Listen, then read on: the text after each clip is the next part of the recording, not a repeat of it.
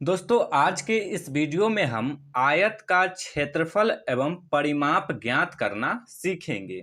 तो पहले आयत को समझते हैं। देखिए आयत आयत का परिभाषा होता है ऐसा चतुर्भुज जिसके आमने सामने की भुजाएं आपस में बराबर हो तथा चारों कोण 90 डिग्री का हो, आयत कहलाता है। अब देखिए परिभाषा, आयत के परिभाषा से दो चीज सामने निकला है। पहला चीज क्या है कि आकृति को आयत होने के लिए उसके आमने सामने की भुजा क्या होना चाहिए, बराबर होना चाहिए। और दूसरा चीज क्या है कि प्रत्येक कोण यानी कि चारों कोण 90 डिग्री का होना चाहिए, तब जाकर के कहेंगे कि आकृति जो है वो आयत है। इसको उदाहरण से समझते हैं। तो यहाँ पे देखिए उदाहरण लिए हैं। अब देखिए इसका एक भुजा ये है और इस भुजा के सामने वाली भुजा ये है। तो ये दोनों भुजा जो है ये आमने सामने की भुजा है। तो देखिए ये भुजा का मान है 5 सेंटीमीटर और ये जो भुजा है इसका भी मान है 5 सेंटीमीटर। तो ये दोनों भुजा क्या है, आपस में बराबर है, यानी कि दोनों सामने वाली भुजा आपस में बराबर है। अब देखेंगे इस भुजा को। तो देखिए ये वाली भुजा जो है इसके सामने ये भुजा है। अब देखिए ये जो भुजा है इसका मान है 3 सेंटीमीटर और ये जो भुजा है इसका भी मान है 3 सेंटीमीटर। तो ये दोनों भी क्या है, आपस में बराबर है। तो यहाँ देखिए पहला जो था वो तो पूरा हो गया कि आमने सामने की भुजा आपस में क्या होना चाहिए, बराबर होना चाहिए। तो यहाँ देखिए आमने सामने की भुजा बराबर है। अब क्या होना चाहिए, चारों कोण 90 डिग्री का होना चाहिए। तो यहाँ देखिए ये चिन्ह जो है ये होता है 90 डिग्री का चिन्ह। तो देखिए पहला कोण 90 डिग्री का है, फिर दूसरा कोण भी 90 डिग्री का है, तीसरा कोण भी 90 डिग्री का है और चौथा कोण भी 90 डिग्री का है। तो चारों कोण भी 90 डिग्री का है। तो ये क्या कहलाएगा, आयत कहलाएगा। तो ये जो आकृति है वो क्या हो जाएगा, आयत हो जाएगा। ठीक उसी प्रकार से ये दूसरा उदाहरण है। तो इसमें देखिए इसके सामने वाली भुजा ये है, तो ये 12 सेंटीमीटर है, तो ये वाली भुजा भी 12 सेंटीमीटर है। तो ये दोनों भुजा क्या है, आपस में बराबर है। अब देखिए ये वाली भुजा है और इसके सामने वाली भुजा ये है।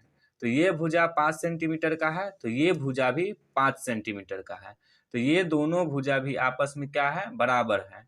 तो आमने सामने की भुजा क्या हो गया, आपस में बराबर हो गया। अब देखिए यहाँ पे प्रत्येक कोण यानी कि चारों कोण कितना डिग्री का है, 90 डिग्री का है। तो ये भी आकृति क्या है, आयत है। ये आकृति कौन सी आकृति है, आयत है।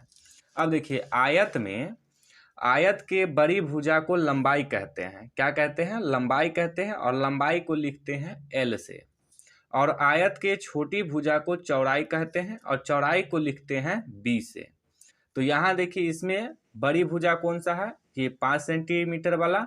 तो लंबाई इसमें कितना हो जाएगा, 5 सेंटीमीटर। और चौड़ाई कौन है, ये वाली भुजा।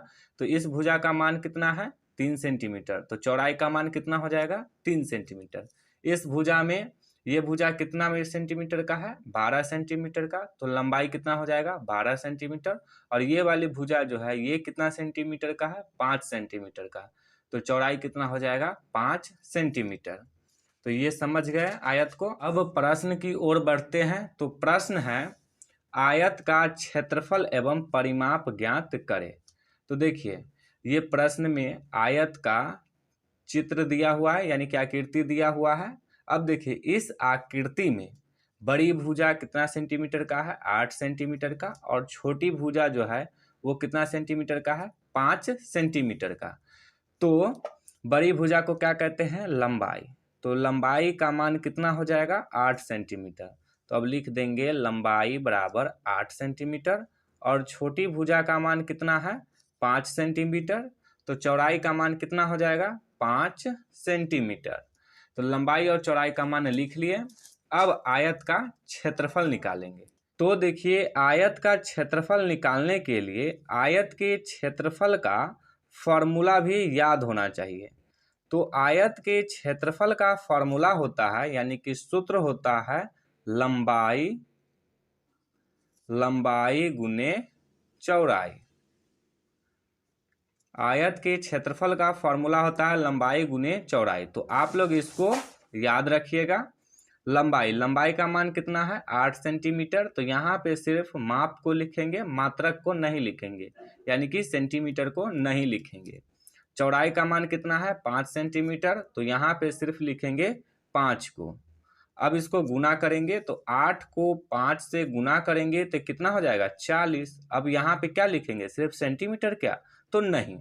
इससे पहले वाले वीडियो यानी कि वर्ग के क्षेत्रफल में भी बताए थे कि सेंटीमीटर को सेंटीमीटर से गुना करेंगे तो क्या हो जाता है सेंटीमीटर स्क्वायर। यहाँ देखिए लंबाई भी सेंटीमीटर में है, चौड़ाई भी सेंटीमीटर में है, तो जब इसको गुना करेंगे तो क्या हो जाएगा सेंटीमीटर स्क्वायर। तो किसी भी आकृति का यदि क्षेत्रफल निकालते हैं तो उसका मात्रक किस चीज में होता है स्क्वायर में, यानी कि यहाँ पे क्या हो जाएगा सेंटीमीटर स्क्वायर।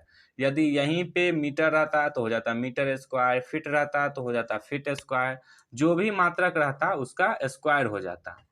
तो आयत का क्षेत्रफल निकालना समझ में आ गया होगा। अब आयत का परिमाप निकालना समझते हैं।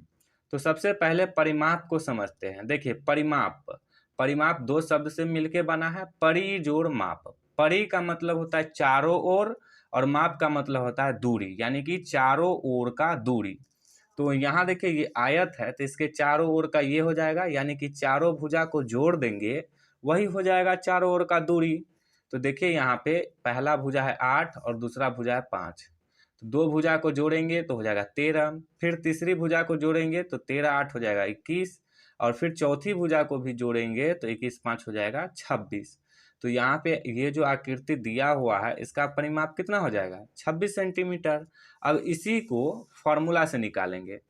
तो यहाँ पे लिख देंगे आयत का परिमाप बराबर, तो देखिए आयत के परिमाप का सूत्र होता है 2 इंटू लंबाई प्लस चौड़ाई।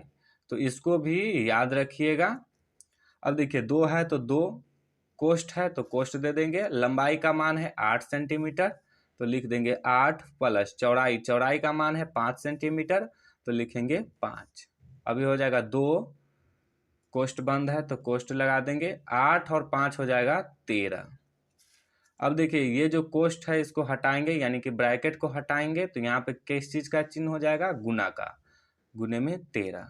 तो 2 को 13 से गुना करेंगे तो कितना हो जाएगा 26, 13 दूनी 26 सेंटीमीटर।